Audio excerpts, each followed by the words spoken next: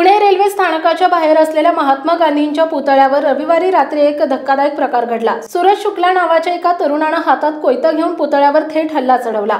या प्रकारामुळे रेल्वे स्थानक परिसरात काही वेळ तणावाचं वातावरण निर्माण झालं। या घटनेनंतर काँग्रेस आक्रमक झाल्याचं दिसून आलंय।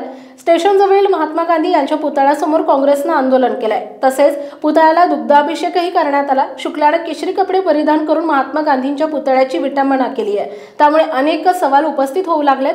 पोलिसांकडूनही याबाबत सखोल तपास सुरू आहे। काँग्रेसनेही या घटनेची कसून चौकशी व्हावी अशी मागणी केली आहे। या घटनेनंतर पुणे रेल्वे स्टेशन परिसरात तणावाचं वातावरण निर्माण झालं होतं।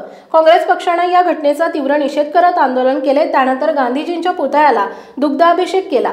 प्राथमिक माहितीनुसार सूरज शुक्ला हा मूळचा उत्तर प्रदेशातील असून काही काळापासून तो नोकरीच्या शोधात पुण्यात आला होता। त्याने हे कृत्य नेमके कोणत्या हेतूने केलं किंवा तो कोणत्या संघटनेशी संबंधित आहे का याचा तपास रेल्वे पोलीस करत आहेत। त्याच्याशी संबंधित काही ठोस माहिती मिळवण्यासाठी सखोल चौकशी सुरू करण्यात आली आहे।